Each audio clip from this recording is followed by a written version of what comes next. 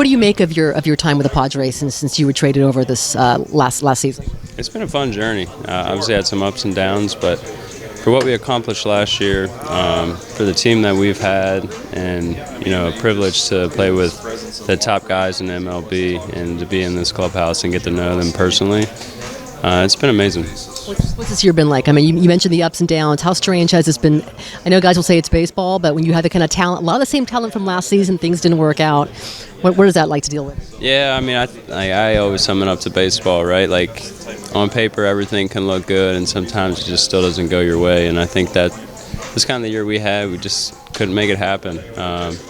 We can still finish out strong and try and win every single game we can and see where that takes us. But I know, obviously, there's a lot of expectations at the beginning of the year for us, and hopefully next year we can bring some of these guys back and make a run at it again. We'll see what the front office has in mind, but I think you put this team in the same situation next year, I think it's probably a little bit different outcome. But like I said, baseball is a crazy sport, and sometimes it'll keep you on your toes.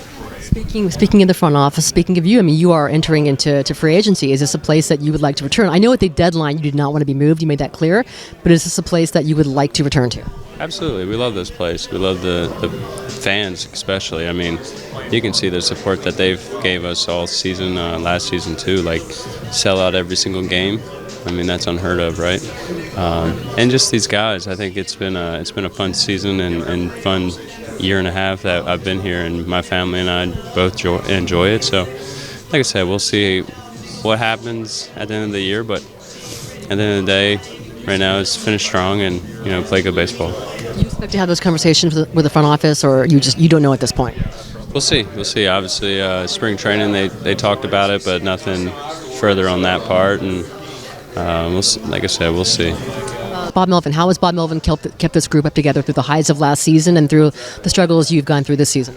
Yeah, I mean, Bob Mel has been probably one of the top two managers I've ever played with, right? Like, he has the player in mind, but also what it takes to run a team and be at the top of our level. And like I said, last year for what we did and we accomplished, a lot of people didn't think we would be able to do that, and we did. And and this year, obviously, a lot of adversity that we had to go through, and he still kept us intact, and still tried to find that fight that what we needed. And I think too, like right now, like probably the best streak we've been on, and I think too, it just comes down to like his message, just like continue to play hard and do what you can do to control what you can control, basically. And and I think that's what we're doing right now, is having fun with it.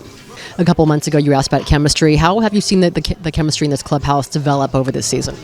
It's been amazing. Like I said, like we've done a lot of team dinners, and we've had just a lot of times being able to get together and just get to know each other personally. I think a lot of people don't realize we're together 24/7, right? Like for 6 months, 7 months straight, and you can really step outside of the baseball realm and really get to know each other personally. I think that's one of what we've been doing really well, and as a group, just being able to get to know each other more than just what we do on the field.